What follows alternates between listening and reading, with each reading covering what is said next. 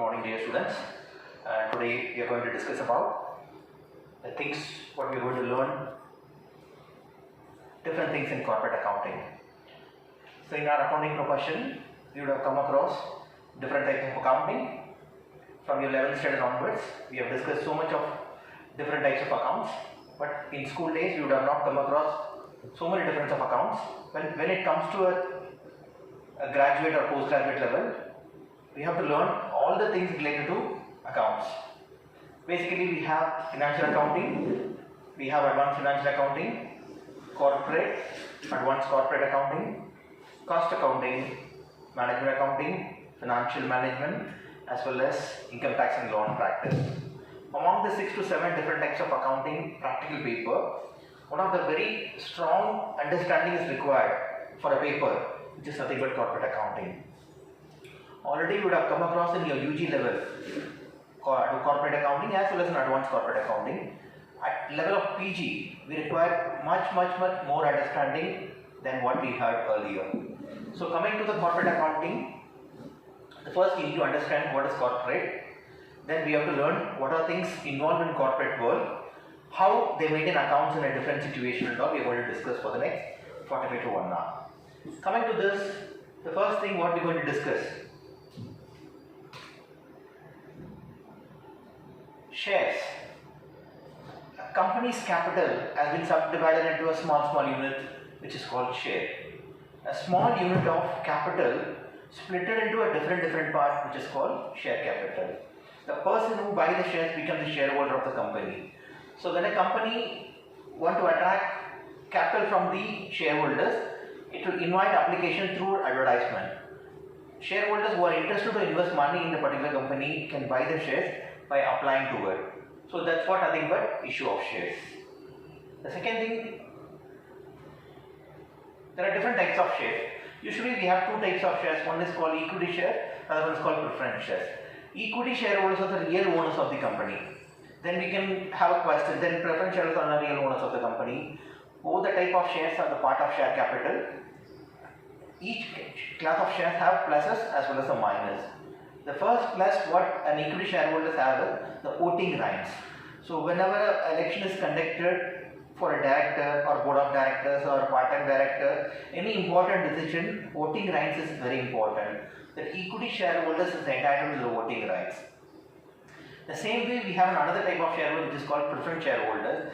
Preference shareholder doesn't have the voting right, but he have one preference of getting dividend before paying to the equity shareholders. When a company achieves sufficient profit in the year, it will be distributed as a money in the form of dividend. So to whom the first dividend will be given means that's called preference. The word preference says that they have a priority to get a dividend. So each share have a plus as well as a minus. Coming to the equity share capital, equity share will have a right of voting, but they will get a secondary dividend. After paying to the preference shareholders only, they are eligible to get a dividend. Coming to the preference shareholders, they doesn't have a voting right, but they get priority in getting dividend. This is the plus and minus of each type of shares. And there is no subdivision in case of equity share. There are no additional subcategory in dividend equity share, whereas there are so many different types of subdivision there in the preference share. So we have different types of preference shares like cumulative, non-cumulative, redeemable, irredeemable, convertible and non-convertible. Each are unique in their future. Coming to this cumulative, the first part is cumulative. Each year, when you are not getting the profit, it will be cumulated. It will get cumulated. At a later point of you can get the money. That's called cumulative preferences. Coming to the second part, non-cumulative. Every year you want to get your money. That's what, every year whatever the dividend is announced, you want to get the money. If you are not getting, it gets lapsed. That's what the second category, which is non-cumulative preferences. Third category is called redeemable preference shares. While issuing the application itself, while giving an advertisement itself, they will specifically say it is a redeemable preference shares. What it means by redeemable preference shares? Within 5 years, they mention redeemable preference share after 5 years. 5 years redeemable preference shares will mention. So after the end of the 5 years, automatically you can come and deposit your share certificate, you get the money back. This is called redeemable. So it may be 2 years, it may be 1 year, depending upon the company's requirement, they will announce it as 3 years redeemable preference share or 4 years redeemable preference, but the word should be there, it's called redeemable. The meaning for redeemable is called repayable. After few years, your money will be returned to you by surrendering your share certificate.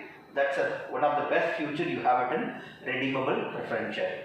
You cannot get this benefit in the other type of share, even including equity share doesn't have this. So whenever you invest money in a particular company, at a lifetime you want to be a shareholder. If you are not interested to continue as shareholder, you want to sell it to a third party. At any point of time, you cannot come back to the company and surrender your share certificate. Getting back money is not at all possible throughout the world. But one share which have this benefit is called redeemable preference shares, repayable after some few years. The second category, the other one of redeemable is called irredeemable. It will not be redeemed at any point of time. Once you buy this irredeemable preferences, you want to be the shareholders for the rest of the time. If you are not interested to continue as a shareholder, you can sell it to a third party, not to the company. And convertible and non-convertible is also a beautiful feature which a preference shares have. Convertible shares. If you have bought a preference shares in 2014, after 2 years you can convert into an equity share also. This is an option given to a preference shareholder, specifically when you buy a convertible preference shares. So after 2 years or after 3 years, they will mention the period. By the time you have an option of exercising to convert into an equity share or not to convert. The last one is called non-convertible. Means you cannot convert into an equity share. You bought as a preference share. At the end of your life, you want to stay back as a preference shareholders. At any point of view, you cannot convert as an equity shareholders. So these are the different types of share we have come across. The next coming slide. Methods of issue. How a company will offer a share to the general public. See, offering means giving. Offering means giving, connecting the share capital from the shareholder. This is what called issue of share. There are different types of issues there. Number one is called public issue. This is a very peculiar method. Usually company will do this by giving an advertisement, by selling in a prospectus. For all the courses, we used to give their prospectus. The same way the company will issue a prospectus saying about the company, how old the company is, what are the services they are doing, what are the capital, who are the board of directors, what are the different branches, what is the main business of the company. All the details will be available with the prospectus along with the type of share, price of the shares, any inclusion is there. What are the inclusions, and whether the shares are issued at par or premium or at discount. First we need to understand what is par, premium, discount. If the price of a share is 100 rupees, we are selling for same 100 rupees, this is par. If a share price is 100 rupees, if selling for same 100 rupees, this is called par. If you are selling for more than 100 rupees, that's called premium.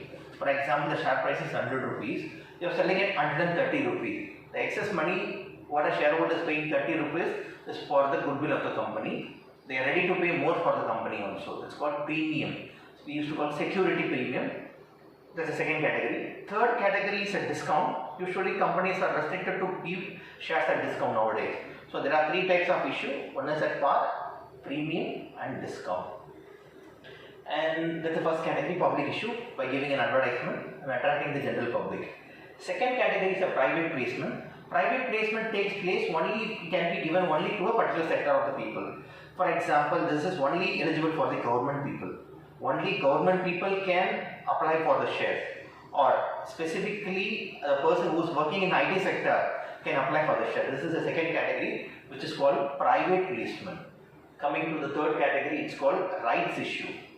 Existing shareholders, already people are being a shareholder, they will get an additional benefit of getting shares. If they are interested, they have sufficient money, they can buy the share. Other people cannot buy the share. The word is very clear. Existing shareholders are given the right to purchase additional share in proportion to their holding. Proportion to their holding means what they will tell you, 1:1 or 2:1. This is the ratio. For example, I have 1000 shares. If it is 1:1 means I am an existing shareholder, I hold 1000 shares. If I am interested, I can buy 1000 more shares. That's what 1:1. If an existing shareholder is interested to buy extra share, and only the existing shareholder have the right, means that's called rights issue. The word is the right issue. This right is given only to existing shareholder. Based on their holding, the ratio will be there. Okay. So first public issue we have completed, private placement is over, and right issue is also over. Bonus. So usually when you are working in a private sector or government sector, usually at time of festival or during a good earning of the company, they will give a bonus to us. So same way, the company also will give bonus, not in money, in terms of shares. So existing shareholder will get extra shares without paying any single penny. So you don't want to pay any money to that, but extra share will be added to your share account. For example, I have 1000 shares. I am an existing shareholder. The company in the particular year earning such a good money. After paying dividend also, the excess money is there. They will give as a share only to the existing shareholders. According to the token of their holding, they get a bonus. So this is what bonus share. And this is also very important, which is IPO in short form. So nowadays, recent days, there is a very peculiar word which is IPO, which means initial public offer. When a new company comes into the trading, when I started a new concern, I am inviting shares from the general public. First time, I am not a whole company at all. I am a new company formed recently, registered with the company's act, and I am going to issue a new share, attracting the new investors. Then I have to go for this, which is called IPO, which stands for initial public offer. And some more extra features we want to understand about ESPOS, employee stock option plan. Here also, this is a special benefit given only to your employee, not to the shareholder. Your employee have an option to buy the stocks. Stocks represent shares. So stock is otherwise called as share. Your employees, your workers, the person who was working in your concern for a longer time, have a given opportunity to buy shares. That's what called employee stock option plan. It has some features. Option to purchase means what? An option will be given. You are an employee, but you also want to become as a shareholder of my company, our company, you can invest in our shares. So option has been given to you. If you are interested, you can take up the share, pay the sufficient money. If you are not interested, no worries, you don't want to buy shares. So option to purchase, employees are given the right to buy shares at a predetermined price. One more advantage of this is called, you are an employee of the concern, you are going to buy shares. So there is a discount usually will be given to your employee. If it is given to a general public, the price will be little different. So when it comes to an existing employee of a concern, the price will be little less. So that's what a predetermined price. Vesting period, the period after which employee can exercise their option means newly recruited employee or a person who is working for the concern for the last 1 year or 1.5 years are not entitled. There should be a vesting period. Meaning those who have completed 5 years of service in the concern are only eligible to get this option. Or 10 years is the minimum period they have to work in the concern. So this is called vesting period. And second is called exercise prices. The price at which shares can be purchased. They will tell you a price for which price you want to buy a share. This is called exercise price. The last one called lock-in period. Lock-in period means what? It is a condition for you. Between this period, you cannot sell the share to the other public. For example, 3 years is a condition. Till the 3 years, your money should be locked in that capital. With this 3 years, you are not supposed to sell your particular shares to another people. This is called lock-in period.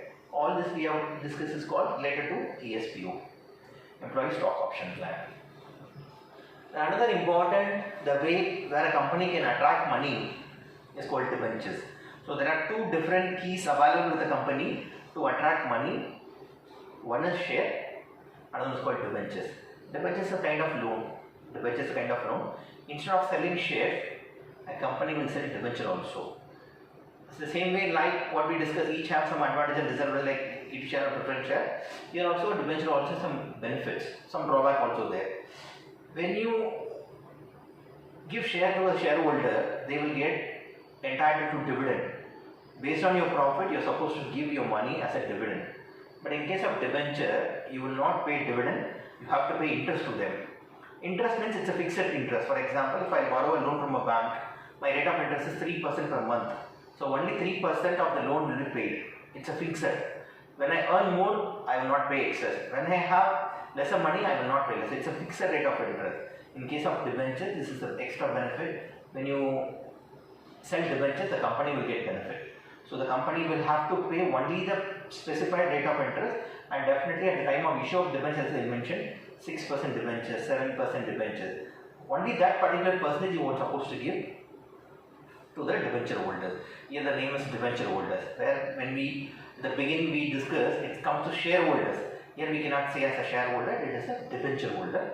So debenture holder have a fixed rate of interest irrespective of the profit. The company makes profit or doesn't make the profit, doesn't mean for the debenture holder. They will entitle a fixed rate of interest. That's debentures. And coming to the another point, the same like convertible, non-convertible share. Here also we have a debenture also, convertible, non-convertible debenture. If you buy a non-convertible debenture, till the end of the tenure, it should be same like a debenture. But if you buy a convertible debenture, they will specify after 3 years, you have an option to convert it into an equity share. If you are interested, you can convert it into an equity share. If you are not interested, you can continue as a debenture. Till the time, you will get a rate of interest. Next. And this is amendment of Companies Act 2013. Actually, Companies Act was 1956. It was enacted in the year 1956. But amendment means for so many changes as made with the old Companies Act. That's what Companies Act 2013. Before 50 years, 1956 was the actual act. Amendment, so many changes they made and enacted as a new act and introduced. So that's what amendment of Companies Act 2013. As per the Companies Act 2013, there are set of rules and regulations you want to follow. There are set of rules and regulations you are supposed to follow. Actually, when you record a journal entry, you are supposed to do by this way. When you prepare a final accounts, when you prepare a trading profit loss account balance sheet, there is a set of rules. Usually when it comes to a financial accounting or management accounting, there is a set of rules. No, we don't have any set of rules. As you like, you can record. For example, coming to a balance sheet, it consists of two sides, liability and assets. Usually follow tabular shape. So T-shaped balance sheet we follow. Left side we used to call it as a liability, on the right side we used to call it as an assets. So whatever asset comes in the problem, you can record as it comes, or as you wish you can record. Whatever the liability is given in the question, as you wish, as it comes you can write. But not it is in the case of Companies Act 2013. They will tell you which you have to write first. After this, what comes next? Everything, there will be a set of rules. All the rules have been framed as a schedule. So for example, if you want to prepare a profit and loss account, some set of 13, 14, 15, 16, 4 schedule will be prepared. Specifically this four schedules you have to be strong in that. All the things to be taken as a working note in the schedule, the net answer alone you want to bring it to the balance sheet.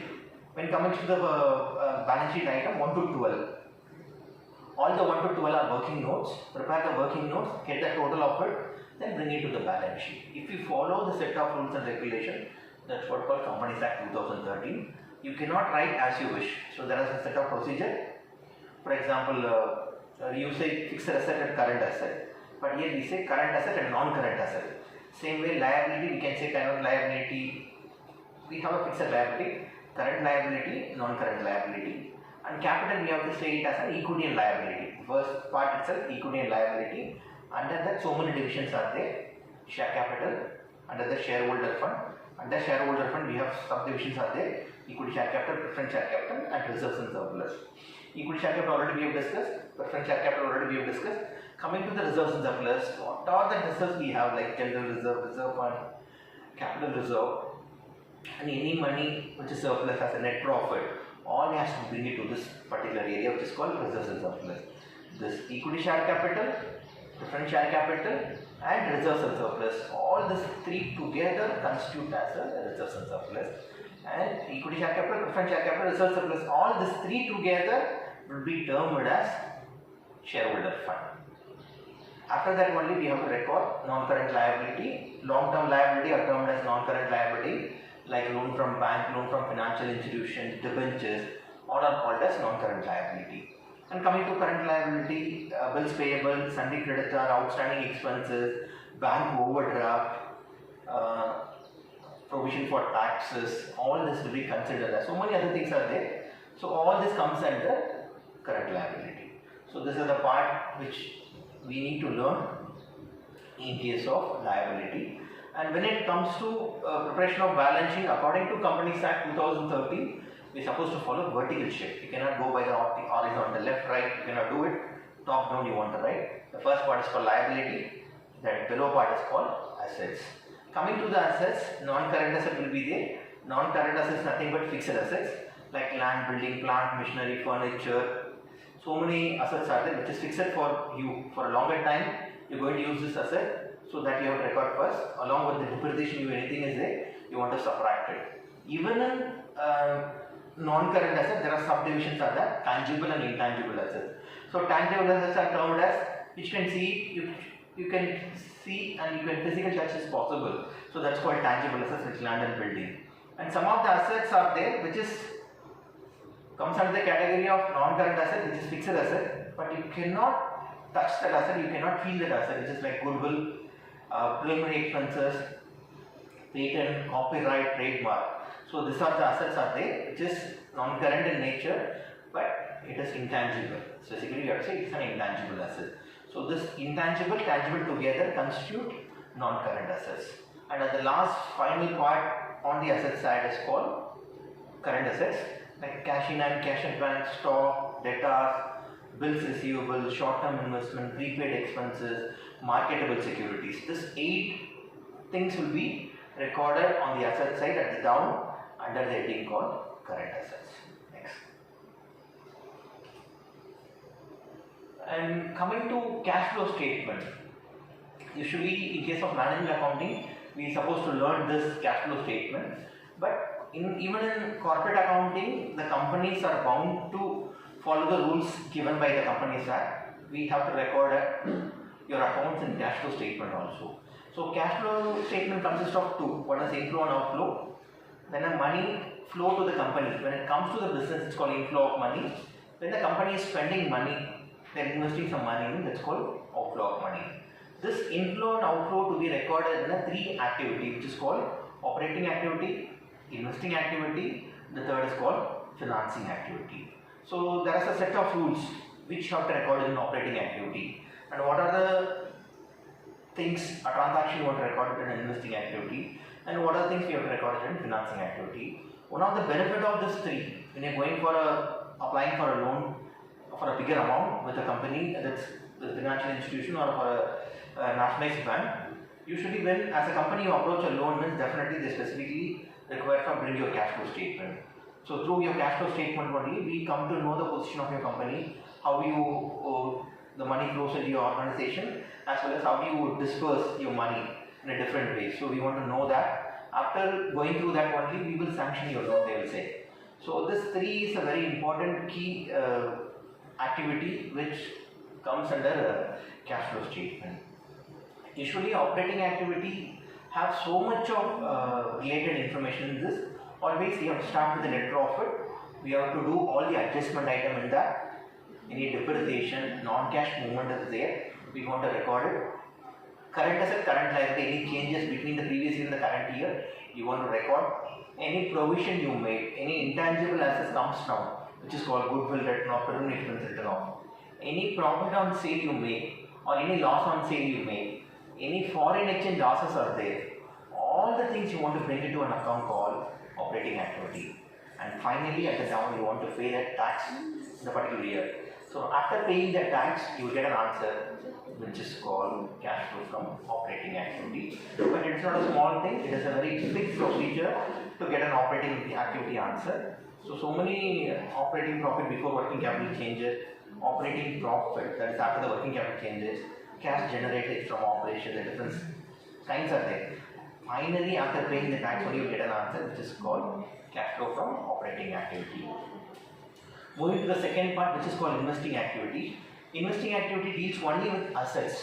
So you have numerous assets in your organization. When you purchase an asset, automatically money will outflow. You have to spend money, only then you will be entitled to purchase the asset. So when you purchase an asset, automatically it means that outflow of money. So what are the different assets you have acquired during the year? So that you want to show it in an activity which is called investing activity. The same way, we will sell the asset, unused assets will be there, or for some reason we will sell the asset during the year. If you sell the assets, automatically money will inflow to the organization. Whenever money is coming to you, that's an inflow. It is to be added to the investing activity. Opposite of this is purchase of asset, it will reduce your money balance, so you want to subtract it. So selling of asset to be added, purchase of asset to be subtracted. Apart from that, any asset generate any income to you. Any income you are earning from that particular investment. For example, you are invested in share market, you are regularly getting dividend from that particular investment. It is an inflow of money. It has to be shown in investing activity. And finally, coming to the third category, which is called financing activity. Only liability related items you want to record. So in liability side, we already discussed just now. We have equity share capital, we have preference share capital, we have debentures. Majorly these three are the things. So if you issue shares, you will get money. If you sell shares, automatically shareholder will buy your shares, they will pay money to you. So the issue of shares is an inflow. According to the financing activity, if you sell shares, it is an inflow. It may be equity share, it may be preference share. Even issue of debentures is also an inflow. Issue means selling of shares, selling of debentures. The person will pay money to the business, money to the company. So it will be added. Opposite of this is called redemption. So we have redemption of preference shares, redemption of equity shares, as well as redemption of debentures. In these three cases, you want to spend money. The money will go out. It will outflow. So in these three cases, you want to subtract the money in the financing activity. So once you completed your operating activity, once you completed your investing activity and the financing activity, add all the three answers. Maybe a negative answer also, but add all the three activity answers. That's called net increase or decrease in cash and cash equivalent. One answer will be there. Along with this, opening cash and cash equivalent of the previous year, the beginning, you want to add. This answer will be equal to your closing cash and cash equivalent. So that's one of the such good things what you can learn from cash flow statement. Before touching a question, you can say the answer. Finally, if I complete the problem, this will be the answer. Usually balance sheet will get tally, no? So both the sides will be equal. So that will give a sort of satisfaction to us. Both the sides are equal, I will get a good mark. The same way when we prepare a cash flow statement, before starting the question, you know the end result. Closing cash and cash equivalent will be equal to the whole work of the problem, like operating activity answer, investing activity answer, financing activity answer. Clubbed together, adding opening cash and cash equivalent will be equal to closing cash and cash equivalent. This is what relates to cash flow statement. This is another important part what we supposed to learn in case of final accounts of a company. One of the very big money where we used to spend in a company means through salaries. So salary is nothing but remuneration. So usually to a working employee when we pay, we call it as salary because they are workers. Usually we can call it as wages also. If a part-time employee or they are working for a contract basis, we say wages. But when for a regular employee, we cannot say it like a wages. We have to say it as a different name, which is called salaries. But when we are paying to an official, for example, managers, assistant manager or above the manager level like directors, board of directors or any other key personnel, we used to call key personnel. So to them we cannot term it as a salary, we have to call it as a remuneration. Even the companies, the Amendment Companies Act 2013 emphasizes what is the maximum limit of remuneration you can offer to a key personnel, which is managers and board of directors. This is the components of managerial remuneration. In case of manager or manager level category people or get this, usually call one word called emoluments. We call it as emoluments. What are the money I will get from a company? It's called emoluments. Altogether, they will get salary, they will get bonus, they will get extra benefit like health insurance or retirement plan like PF, provident fund, so many gratuity, so many other things are not there. This is called extra benefit. And the other fourth one is called perquisite. So perquisite is a very unique word. So usually in chocolate we say perks. So the same expansion of the perks is called perquisite. Some of the top level management employee have the benefit of getting this perquisite. What do you mean by the perquisite? Means extra benefit to specified employee. Even the name itself, they are specified employee, not for the other employee. Usually this will not be given to every employee of an organization. Only selected people are entitled to this. Some few example what I can give it for a perquisite. Getting a facility of using car of the organization along with the driver. Along with the driver, you will get a petrol allowances, maintenance, everything is entitled to you. Only for the specific people, the company will provide card facility. So this is the PERQ side. Credit card facility. You use our credit card, spend, but we will pay the money to you. So the extra benefit of credit card using facility for a specific employee. Provided furnished house to you, providing with a bungalow to you. You don't want to pay any rent. You don't want to pay any electricity bill. You don't want to pay any expense of maintenance. Gardener will be provided. Cook also will be provided. All the expenses, even air condition, all the furniture, everything will be provided. That's why we used to call it furnished house. You just come and stay, do your work, get any extra benefit to the company, and you can leave the organization. This is called furnished house. So these are the extra benefit to some specified employee. This will be called as PERQ side. So these are the four components when it comes to a remuneration part: salary, bonus, benefits, as well as the PERQ sides. But there are some limits in remuneration. See, they are the key person.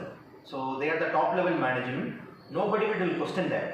Why you are taking this much of money as a remuneration to you? Nobody will question, because they are the ruler, right? They are the admin.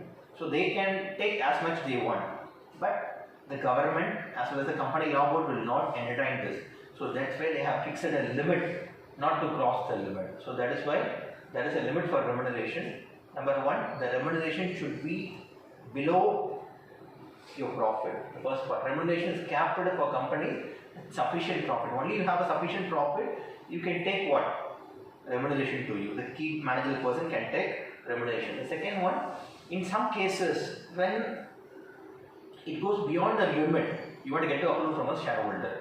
So definitely shareholder has to approve. Yes, okay, we are okay. The key managerial person like board of directors can take this much of money as a remuneration. This is to be approved by in the shareholder meeting. Coming to the third category, there is a framework. As per the Companies Act 2013, there is a limit. It cannot cross the limit. In the coming slide, we used to see this. It is 11% of the profit. Whatever the profit you achieve, which is net profit specifically, whatever the net profit available to you, on that profit, it cannot cross 11%. So within the 11% only, all the manager along with the directors can take as a remuneration. Next. Yes, as we discussed in the previous slide, the limit, coming to the end part, the overall limit. The overall limit should not exceed 11% of the net profit. You should be come out of, as a commerce background student, we know gross profit as well as the net profit. After deducting all the expenses of the organization only, we arrive at a net profit. On that net profit, it cannot cross 11%.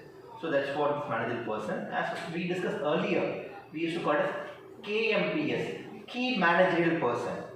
The top level management people are there, no? They are all called KMPS. So key managerial person. So that is also we need to understand. Next. And coming to the another important area which is called insurance account. So this is also a part of corporate accounting. So one of the very important topic which is there in advanced corporate accounting in UG level, also in your PG level, we are going to learn it's called insurance company account. There are two different terms it is involved in insurance company. One is called insurer, another one is called insured. The person who takes a policy, which is an individual human being, individual person, policy holder, are termed as insured, INSURED. Insurer is the person who have given you the policy to you, like a Bharat Life Insurance or a United India Insurance, Bharati, HDFC, or ICICI Lombard, all are insurance companies. So they are called as insurer. And the person who takes policy holder, no? So they are called insured. So these are two different terms you want to understand. Usually we have two types of insurance policy. One is called general insurance, another is called life insurance. So there is no subdivision in life insurance, only one insurance. When you take on your life, the policy is called life insurance. You have to pay a regular premium. Anything happens, any uncertainty comes, to your family it gets compensated. Not compensated, some huge financial support by the way of money the company will go do for you in the absence of your. So this is what in case of life insurance. When it comes to other part, general insurance, we have so many different subdivisions are there in the general insurance.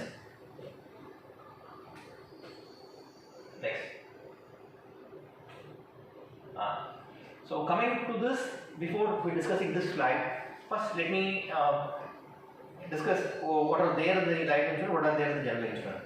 So as we discussed earlier, in case of general insurance, there are so many subdivisions, whereas when it comes to life insurance, only one subdivision. When you take a policy on your life, LIC policy, only one subdivision. There also you are going to prepare a revenue account. There also you are going to prepare a revenue account. In case of revenue account, you come across, why no trading, why no profit and loss account? It is not a business of selling a product, getting money. No. No product selling, no. So insurance is a contract, we used to call it, is a contract between the shareholder and the company. Very important word is they call indemnify. Indemnify, that means what? We will compensate your losses by way of money. So that's what called indemnify word is there. So when it comes to that, we will not prepare trading account or profit and loss account. One account they will prepare which is called revenue account. So revenue account means in what way we will get money as an insurance company.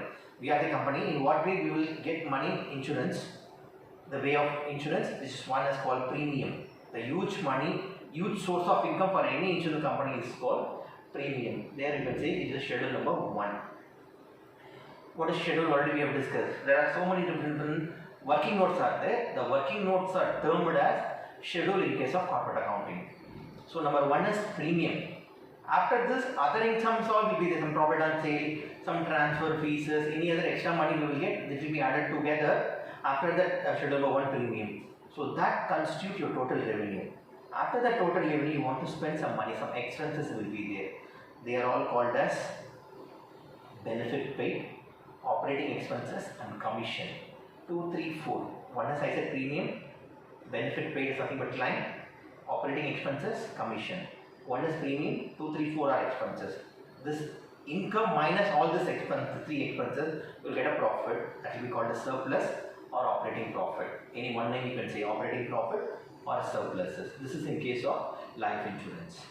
When it comes to a general insurance, we have so many different subdivisions are there, like fire insurance, marine insurance, and miscellaneous insurance are there, like vehicle insurance, burglar insurance are there, even mobile insurance are there. All this comes under the miscellaneous insurance. So we will be moving to the second part, which is called next.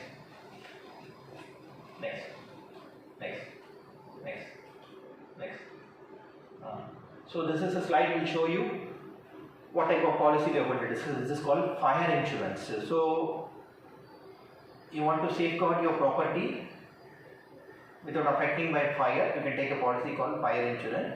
This policy will cover only your property get damaged by fire. Anything happens to your property by way of fire accident, they will compensate you. This is called fire insurance. Even in fire insurance also, we are supposed to prepare revenue account. Again, the same heading is called revenue account of fire insurance. Again, you have 4 schedules. One is called premium. Second one is called commission, operating expenses. Fourth one is called claim. The schedule will be rearranged when it comes to general insurance. If it is life insurance, all is different. There we say benefit paid, here we say claim. Again the same thing, one is the revenue, income, 2, 3, 4 like operating expenses, commission and claim or expenses. All these 3 are expenses, only one is premium. This premium minus these 3 expenses will give you a profit. Again we have to call it as operating profit or surplus. Okay, this is in the case of fire insurance. We have one more insurance called marine insurance. When it comes to a marine insurance, when you transport a goods through the help of the logistic, when you transport the goods through a ship, it is prone to the goods are likely to get spoiled through the nature as well as through the water. So in that time, the company will support you by a way of policy, which is called marine insurance.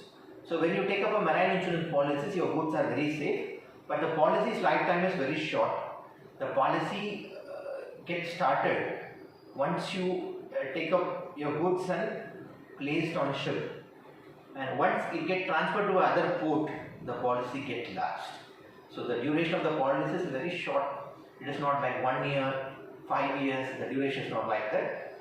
Once you've taken up the goods into your ship and it has been transferred to another port, the policy gets elapsed. So this is what you want to understand in case of marine insurance policy. But coming to the practical way of doing problem, you want to understand in case of general insurance, that is in case of general insurance there are two things is there, right? Fire and marine. In case of fire, you want to keep it in mind, 50% you have to maintain as a provision for unexpired risk. That is the word called unexpired risk, which is called provision for unexpired risk. So you want to maintain as 50% of net premium. 50% of net premium you want to maintain. The another thing, if it comes to a marine insurance, it is 100% of net premium. 100% of net premium. What questions arises? What is the net premium? I didn't understand. What is the premium we have discussed earlier? Premium less reinsurance premium. Outstanding will be there. Closing outstanding premium will be added. Closing outstanding premium will be subtracted.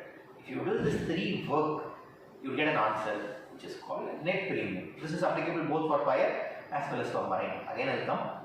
Premium received less reinsurance premium, add closing outstanding premium, subtract opening outstanding premium, you will get an answer which is called net premium.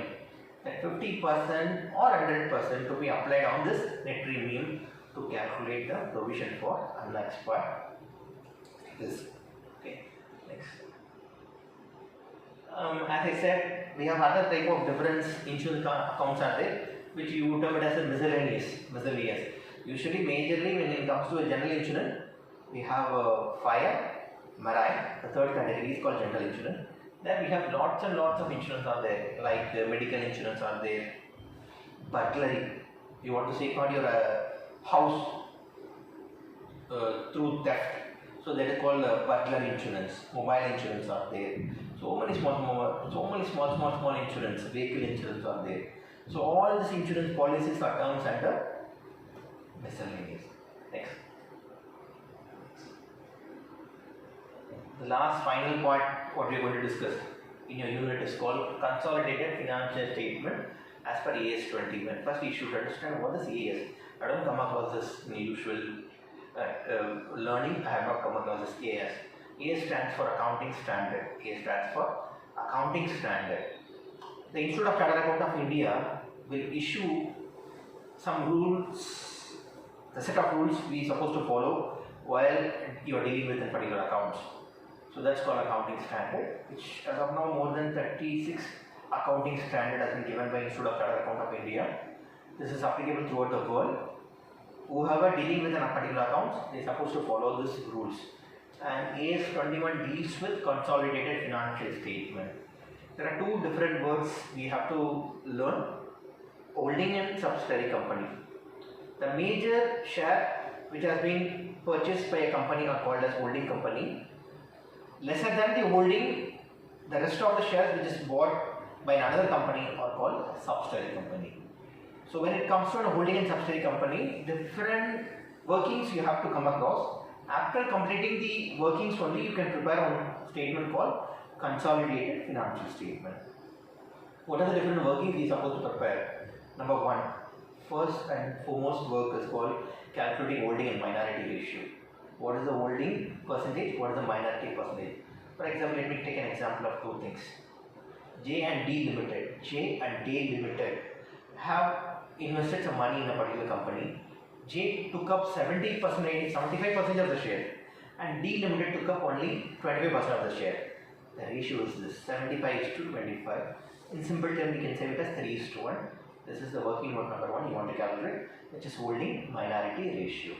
Number two, we want to calculate the revenue profit for the particular year. What is the revenue? So what is revenue, sir?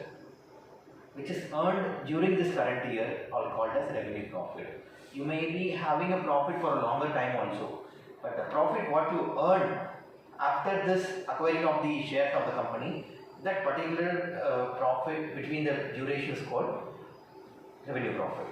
So that revenue profit you want to distribute among the minority company as well as the holding company based on the holding minority ratio. The next one, we are supposed to calculate the capital profit. What is capital profit? The profit which is undistributed for a longer time, which is called as capital profit. For example, you may have general reserve, you may have reserve fund, you may have P&L account on the liability side. So this all together will be called as capital profit. Calculating all this profit, you want to subtract the revenue profit. if it is already included. If it is already included, you want to remove that particular revenue profit.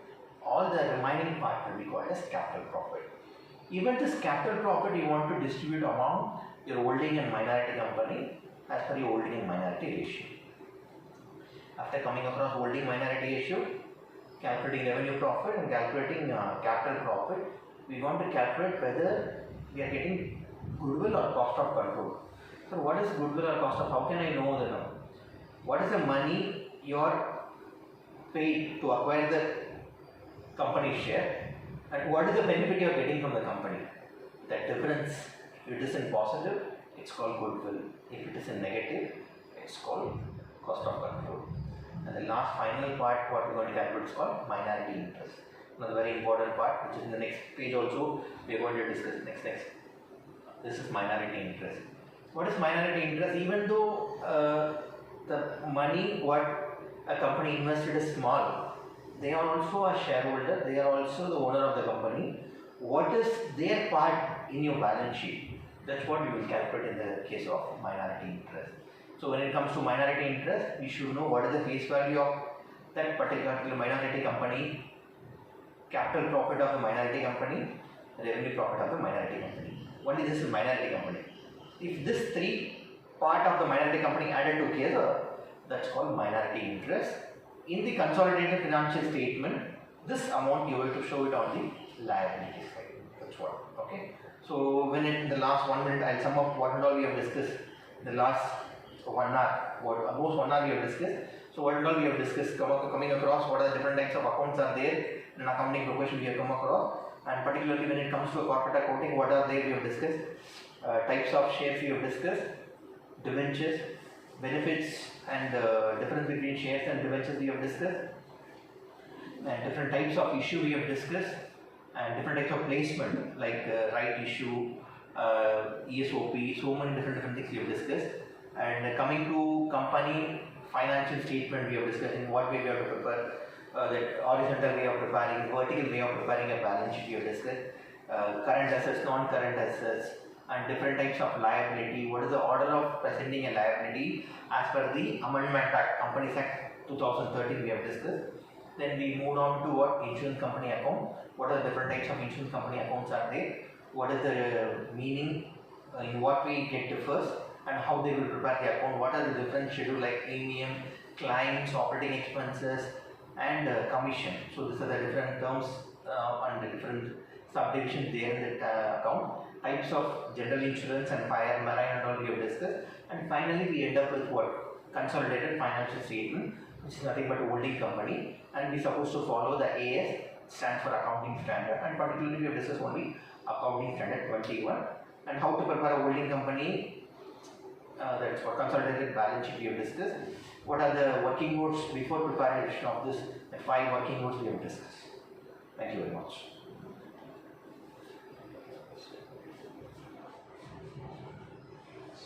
Stop.